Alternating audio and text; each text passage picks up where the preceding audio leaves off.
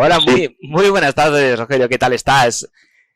hola, buenas tardes, José. Bueno, hoy las Uy, circunstancias hace que el espacio sea vía telefónica, pero yo creo que con pues, más razón que nunca este espacio tenía que estar hoy con nosotros porque hay muchas dudas y muchas cosas que vamos a intentar al menos aclarar. bueno, la verdad es que sí, es que la irrupción de la pandemia derivada de este COVID-19 ha impactado, como todos sabemos, en todas las actividades, tanto personales, sociales como económicas, pero en todo el mundo. Y en España, pues bueno, tras una visión de la llegada del virus como algo importado, que todos lo sabemos, Sí, pues se han adoptado una serie de medidas que cada vez más drásticas y negativas, que se van ampliando. A día de hoy, pues como tú bien sabes, bueno, todos saben, no conocemos la duración real y todavía es pronto para evaluar la incidencia, pero porque es algo novedoso, ¿no? Pero sí que hay algo claro. Hemos entrado, casi se podría decir, que en una recesión económica.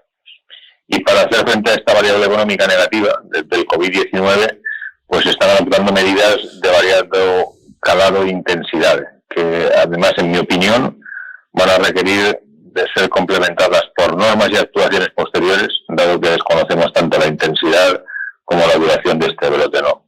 De ahí que en España muchas de estas disposiciones, que han sido reactivas a caballo de estos acontecimientos y se han articulado en diversos momentos y disposiciones, pues todas ellas posiblemente, lo que digamos hoy, cambie en 1, 2 o 3 días o 1 o 2 o 3 semanas.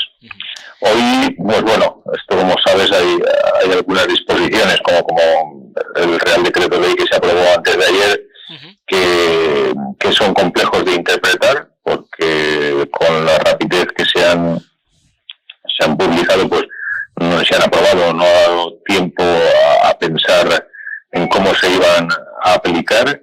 Y bueno, si te parece, yo lo que había pensado es hacer pues un pequeño resumen de estas medidas aprobadas en los últimos días, ¿no? Centrándome principalmente en lo que es materia fiscal y laboral para autónomos y pymes, que es lo que está relacionado con nuestro despacho. Y bueno, y si en un futuro pues van surgiendo normas nuevas, pues yo creo que a lo mejor en algún otro programa podemos ir ampliando información, si te parece, ¿no? sí, me parece perfecto. Bueno, pues si quieres podemos empezar y arrancar un poco pues explicando cómo quedan los plazos para presentar las declaraciones y liquidaciones, o si se interrumpen, porque claro, es una duda que tenemos ahí. Sí, esto es una duda generalizada. Yo te diría que ya nos están llamando, hay otras cosas que son, bueno, de mayor urgencia, pero esto sí que los clientes nos preguntan y en sí no se van a interrumpir los plazos para la presentación de las declaraciones. Luego es importante saber que a partir del día 1 de abril, pues todos los autónomos y pymes y sociedades pues van a tener que presentar las declaraciones de IVA, las declaraciones, los pagos a cuenta de renta, de retenciones, es decir, que todas las obligaciones de plazos no se interrumpen. Luego seguimos en la misma situación que estábamos el trimestre anterior, ¿no? Sí. Entonces, por lo que nos comentas, ¿han cambiado los aplazamientos de los pagos a Hacienda? Bueno, esto se reguló principalmente en el Real Decreto del 12 de marzo. Ten en cuenta que el 12 de marzo tuvimos un Real Decreto Ley que se aprobó, el 7 de 2020, luego tuvimos el día 13 otro, 14 o 15, que no recuerdo, y el día 18 hemos tenido el último. O sea, ha habido 4 normas que se han aprobado relacionadas con en cierto modo, con la fiscalidad y temas de materia fiscal y laboral, ¿no?, para autónomos y pymes. Entonces, en este Real Decreto sí que se contempla una serie de medidas para flexibilizar estos aplazamientos para pymes y autónomos, ¿no? O sea, en un principio, como te digo, no se interrumpen, pero sí que se pueden solicitar aplazamientos y fraccionamientos. En concreto, se va a conceder el aplazamiento de todo lo que son los ingresos de deudas tributarias correspondientes a declaraciones y liquidaciones y autoliquidaciones, cuyos plazos normalmente eran a lo largo del mes de abril, y estos se van a prorrogar, se van a conceder aplazamientos, todo lo que sea de abril y de mayo, hasta el 30 de mayo, se van a conceder, se van a poder presentar solicitudes de aplazamiento siempre que reúnan una serie de requisitos. Estos aplazamientos, en principio, también se van a poder realizar, que hasta ahora no se podía, pues para lo que son retenciones de arrendamientos, lo que son las retenciones de los trabajadores y lo que son los pagos a cuenta de impuestos sobre sociedades, que hasta ahora eso no se podía aplicar. Entonces, en sí, estos aplazamientos van a tener que cumplir una serie de requisitos para que se puedan conceder, ¿no? Uno de los requisitos es que la empresa que lo solicite no debe tener un volumen de operaciones superior a los 6 millones de euros. Otro, durante el año anterior, en el ejercicio 2009. Otro de los requisitos es que el plazo, bueno, el requisito más que el plazo, el requisito es una condición. Es que el aplazamiento puede ser hasta de 6 meses y no va a devengar intereses de demora durante los 3 primeros meses del aplazamiento. Y luego, como te decía, todas las obligaciones en cuanto al impuesto sobre sociedades de los pagos fraccionados, pues también se van a poder aplazar. O sea que en principio los principales requisitos serían estos, que el plazo sea de 6 meses y que los 3 primeros meses no devengan a intereses. Luego sí que se tendrá que estar al corriente para presentar estas obligaciones, pero bueno, la Administración da un margen para regularizar la situación y al mismo tiempo conceder el aplazamiento. Para que nos quede ya claro absolutamente, ¿podrías poner algún ejemplo de un aplazamiento? Bueno, supongamos aplicar números redondos, imaginemos que se va a solicitar un aplazamiento de 10.000 euros a 6 meses. Bueno, como es un importe inferior a los 30.000 euros, que es uno de los requisitos que se exige para no aportar garantías, que el importe total no exceda de los 30.000 euros. Entonces, aquí aplicaríamos sobre esto el interés de demora vigente en el 2020, que este año es el mismo que en el año 2019. El interés de demora es el 3,75%, ¿no? Entonces, para calcular los intereses que se va a pagar a alguien que vaya a solicitar un aplazamiento de 10.000 euros, pues aplicará este 3,75 sobre los 10.000 euros, que son 375 euros. Pero como hemos dicho que los primeros 3 meses no devengan intereses, pero el resto sí, pues en sí lo que se va a poder conseguir reducir el pago o el ahorro fiscal que va a tener el que solicite este aplazamiento, pues va a ser de 93 euros aproximadamente. O sea, algo irrisorio sobre un aplazamiento y en estos momentos de 10.000 euros el que uno tan solo se puede ahorrar 93 euros. Y que luego, otro problema añadido, que dentro de 6 meses tendremos otras obligaciones fiscales, como va a ser por las declaraciones y liquidaciones del mes de octubre. Y entonces se va a juntar las liquidaciones de ahora, de las que se solicita el aplazamiento, con las del mes de octubre. Pero bueno, esa es la situación, eso es lo que tenemos, lo que se ha aprobado hasta la fecha. ¿Y cómo se deben presentar estos aplazamientos? Bueno, con carácter provisional, los contribuyentes que en virtud de este Real Decreto Ley quieran acogerse a la flexibilización de estos aplazamientos, pues deben de proceder siguiendo un determinado procedimiento. Es importante porque si no, no se lo van a conceder, aunque el ahorro, como hemos visto, tampoco es importante, pero ya no es por el ahorro en cuanto al interés que se ahorran, ¿no?, sino el ahorro en cuanto al tiempo, porque yo pienso que van a venir 2 o 3 meses pues muy, muy complicados, ¿no? Entonces, las instrucciones son porque primero se deben presentar los procedimientos habituales, o sea, lo que se hace normalmente para solicitar cualquier aplazamiento o fraccionamiento. En la página de Hacienda, cuando se cumplimenta la declaración, pues hay un apartado que pone pues reconocimiento de deuda. Uno reconoce que debe esta deuda a la Administración. Se accede al trámite de presentar esta solicitud dentro del apartado de aplazamientos de la sede electrónica de Hacienda.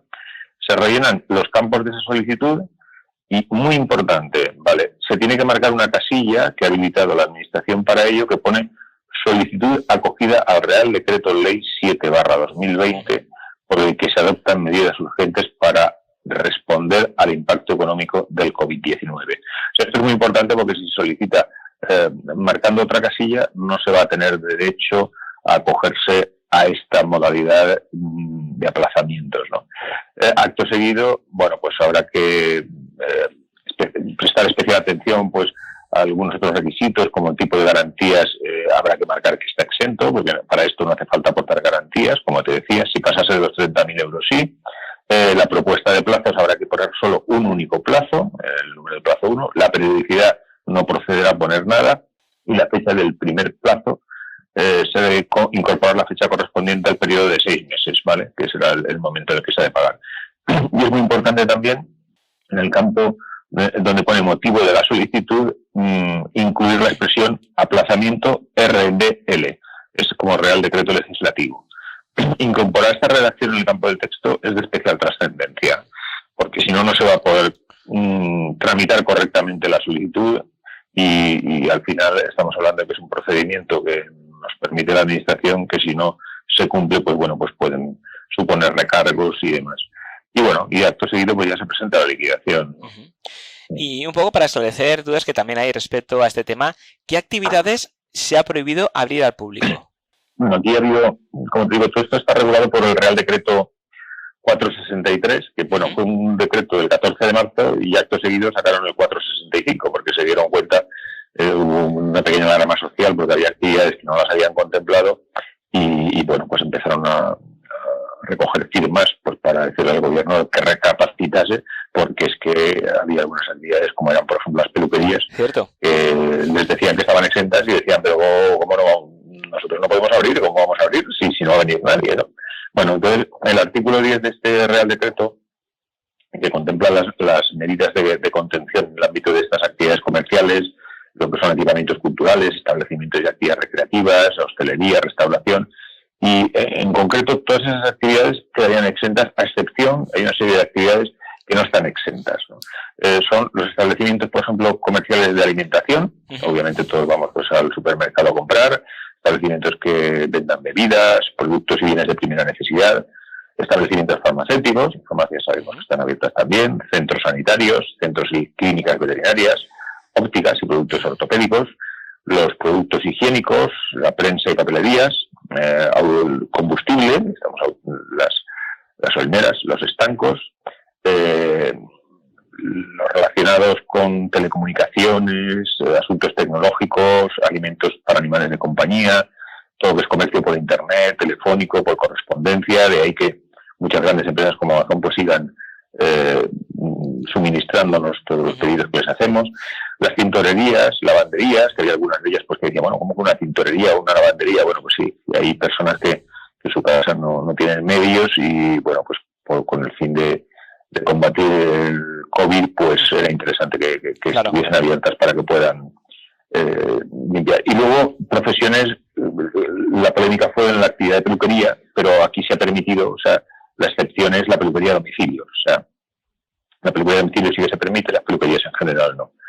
En cualquier caso, se suspenderá las actividades de cualquier establecimiento que a juicio de las autoridades pues pueda ser un riesgo, ¿no?, para el contagio. Y luego también están prohibidos pues la permanencia en establecimientos comerciales cuya apertura esté permitida. Solo se permitirá la que sea estrictamente necesaria para consumidores, ¿no? También se suspende la apertura de museos, de archivos, de bibliotecas y, como te decía, lo principal ha sido pues todo lo relacionado con el mundo de la hostelería y restauración. Aunque estas actividades se les ha permitido el servicio de entrega a domicilio, ¿vale? Aquí cabe resaltar que, por ejemplo, a Burger King, que presentó un expediente de regulación temporal de empleo, pues se lo han desestimado y uno de los motivos principalmente era este de que tenían una actividad que era servicios de entrega a domicilio de la comida y entonces entendían que no se cumplían los requisitos y les han desestimado. Bien. ¿Y cómo quedan los plazos judiciales? Bueno, en fin, se suspenden e interrumpen los plazos previstos en todas las leyes procesales, para todos los órdenes jurisdiccionales, ¿no? Y luego pues el cómputo de los plazos pues se reanudará en el momento en que pierda vigencia este Real Decreto, ¿no? Bueno, este Real Decreto o las prórrogas del mismo, porque yo entiendo que vamos a encontrarnos con más de una prórroga, ¿no? Luego, en el orden jurisdiccional penal, pues la suspensión e interrupción no se aplicará a todos los procedimientos, por lo que hay que estudiar cada caso en concreto, ¿no?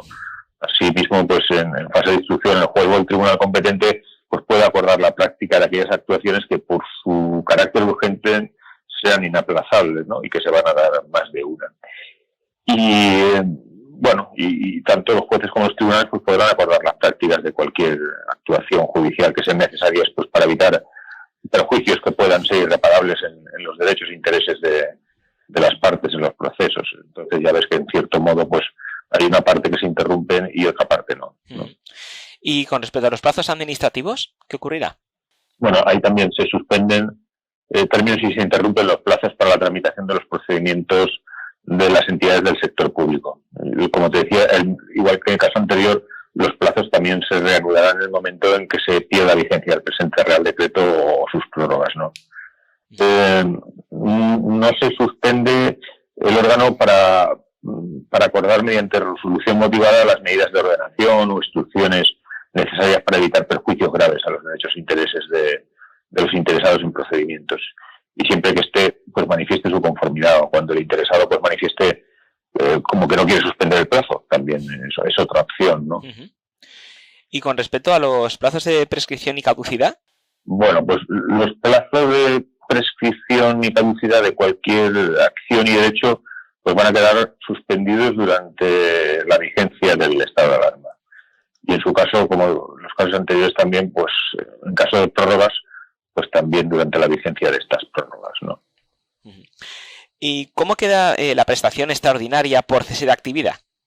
Esta prestación extraordinaria, viene ya más relacionada con el último Real Decreto Ley que se ha aprobado, el del 8/2020, ¿no?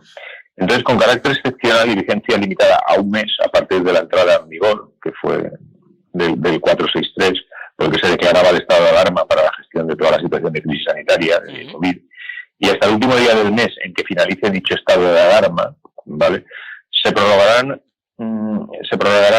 esta prestación durante más de un mes, y los trabajadores por cuenta propia o autónomos cuyas actividades queden suspendidas en virtud de lo previsto en el Real Decreto, las actividades que hemos dicho anteriormente, ¿recuerdas?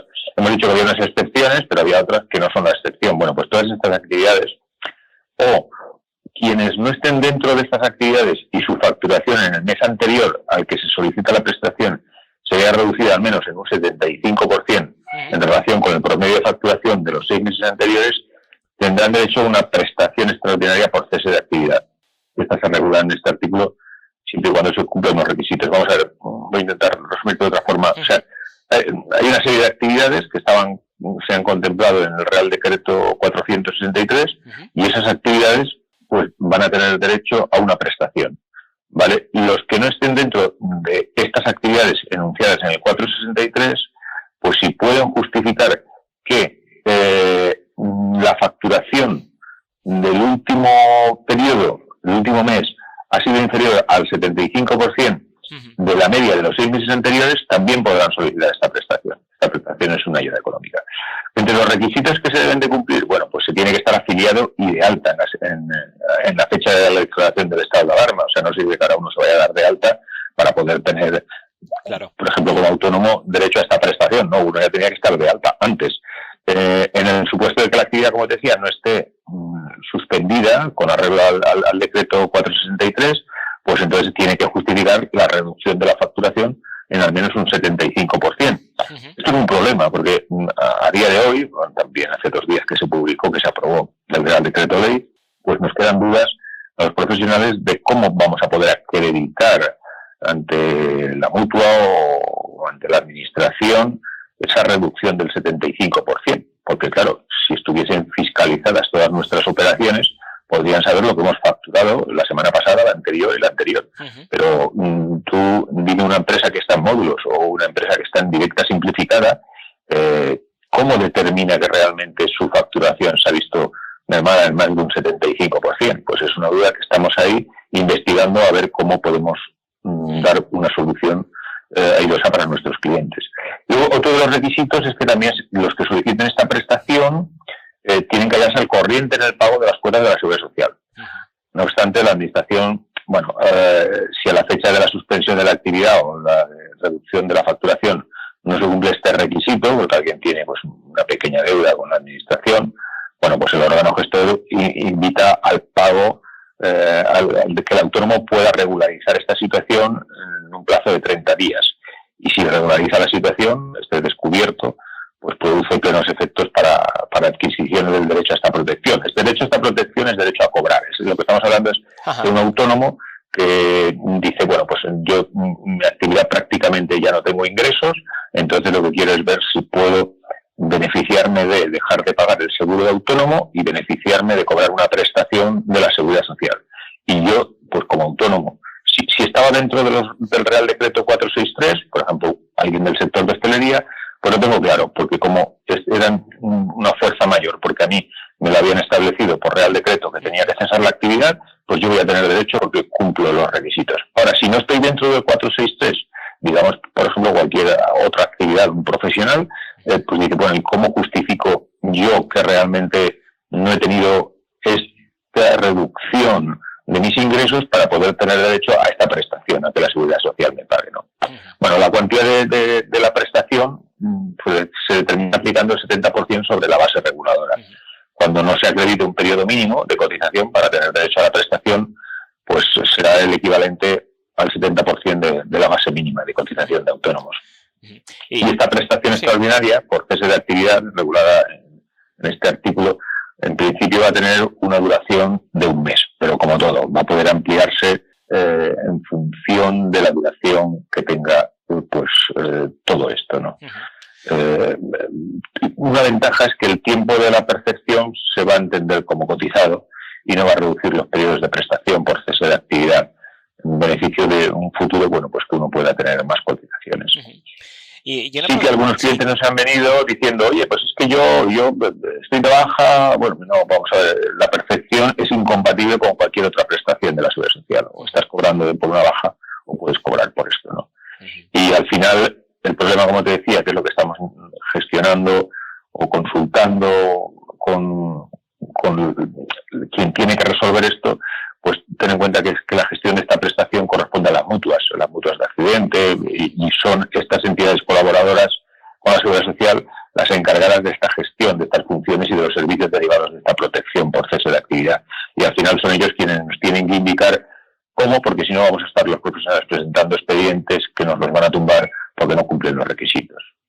Claro. ¿Y se contempla o se plantea que, desde el punto de vista de autónomos, que tengan que haber cesado su actividad, pues porque o les han obligado a cerrar o no les han obligado a cerrar, pero los clientes de los cuales se abastecen no pueden acudir o no generan esos ingresos porque no están en estos momentos? El darse de baja de autónomos, pero que luego, cuando tengan que incorporarse, puedan volverse a acoger a esa tarifa plana o esos pagos que estaban haciendo, que no tener que pagar como si volvieran a ser autónomos los 300 o los 600 euros según lo que tenga que cotizar. Sí, muy buena pregunta. Esa pregunta nos la han hecho varios clientes. Sí, efectivamente, tú puedes mantener, porque esto es una fuerza mayor. Entonces la fuerza mayor no es una causa para que puedas dejar de seguir cotizando con la tarifa plana. Pero hay una confusión que es muy generalizada. Tú no vas a tener que darte de baja. O sea, tú vas a tener derecho a la prestación sin darte de baja. O sea, tú vas a seguir estando dado de alta de autónomo, cotizando la tarifa plana. Entonces, lo que vas a poder conseguir es que la Seguridad Social, o en este caso la Mutua, te pague pues la cantidad que corresponda, la prestación que te corresponda, que en este caso pues está próximo, si es con una base mínima, próximo a los 700 euros, y que también te pague el seguro de autónomo. Luego, si tú estabas con la tarifa plana de 60 euros al mes, bueno, pues te van a pagar los 60 euros al mes, pero tú no te tienes que dar de baja. Es la confusión, porque algunos dicen, pues me voy a dar de baja. No te vas a dejar. Vas a cerrar la actividad, que es un término que se va a utilizar a los efectos de estas normas que estamos comentando. Pero no hace falta darse de baja de la actividad, ¿vale? O sea, uno cesa la actividad, pero sigue de alta en Hacienda y sigue de alta en autónomo, porque esto, el objetivo con esto es que no se pierdan puestos de trabajo. El objetivo es que los autónomos sigan de alta. Lo que pasa es que como ayuda, pues se les va a pagar una prestación y se les va a ayudar a pagar el autónomo, ¿vale? Correcto. Bueno, nos van a quedar muchísimas preguntas en el tintero. Yo creo que en estos días haremos otra conexión para poder seguir solventando. Pero para terminar por hoy, ¿qué medidas excepcionales se pueden adoptar en relación con los expedientes de regulación temporal de empleo? ¿Medidas excepcionales? Bueno, no lo sé. Yo una recomendación que haría todos antes de decidir si se va a presentar los expedientes de regulaciones temporales o no, es tener en cuenta que estos expedientes de regulación de empleo, si se solicitan durante el plazo de 6 meses, en los próximos 6 meses, es lo que le llamamos nosotros la letra pequeña, ¿no? Entonces, durante esos 6 meses siguientes no se va a tener derecho a poder despedir a esos trabajadores, ¿vale? O sea, vamos a ver, esas medidas extraordinarias están sujetas al compromiso de que la empresa debe mantener el empleo durante el plazo de los 6 meses desde la fecha de la reanudación de la actividad. Es decir, que en el momento ya esto se levante y que todas las empresas pues empiecen a funcionar, pues los trabajadores que habían acogido a los ERTEs los tendrán que readmitir y como mínimo deberán de mantenerlos 6 meses desde la fecha de la reanudación. Esto es un problema, porque muchos se lo plantean, dicen, sí, si esto se levanta en un plazo de, supongamos, un mes o mes y medio, yo la plantilla la tengo que reincorporar nuevamente y el problema es que yo no sé si tendré trabajo. Entonces, para mí es el principal problema, ¿eh? El problema que se van a encontrar muchas pymes y autónomos, en que ahora se acojan estas medidas y después cuando incorporen a sus trabajadores no cumplan los requisitos de mantener la plantilla los 6 meses y entonces si no los cumplen les reclamen todo lo que se les ha pagado a los trabajadores durante este periodo de tiempo, ¿sabes? Caray, sí que... Quisiera hacer mención, tenemos oportunidad, un segundo. En la Comunidad Valenciana van a sacar, por la información que tenemos, una serie de ayudas a comercios, pymes y comisiones falleras. Son 2 líneas esenciales de propuestas por el equipo de gobierno actual y que aún se deben de ratificar en el pleno municipal la semana que viene, pero en el apartado de ayudas destaca la inyección de algo más de 3 millones de euros que se van a repartir entre las pymes solicitantes. O sea, cada empresa va a poder optar a un montante de unos 7.000 euros y además la Concejalía de Comercio también ha puesto a disposición más dinero para negocios del sector comercial de la ciudad.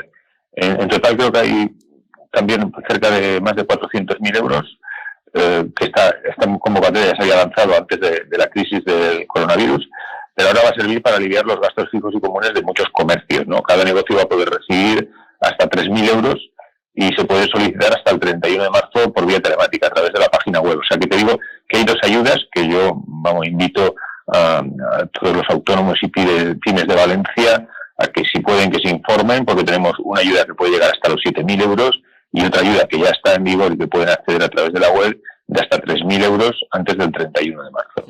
¿Vale? Perfecto, pues la verdad es que estaba muy bien ese detalle, pero además el 31 de marzo está a la vuelta de la esquina, con lo cual hay que hacerlo sin dudar. Muchísimas gracias, Rogelio, un placer. Muy bien, José. Y nada, volveremos a hablar en estos días a ver cómo va todo. Bueno, sí, porque nos hemos quedado a medias. Sí. Nos han quedado mucho los plazos de Hacienda, los plazos hay muchas cosas ahí, que hay muchas dudas que nos están planteando los clientes. Si quieres, bueno, pues ya retomamos y en otra ocasión ampliamos un poco más de información. Estupendo. ¿Vale? Pues muchísimas gracias, Rogelio, y un abrazo, cuídate.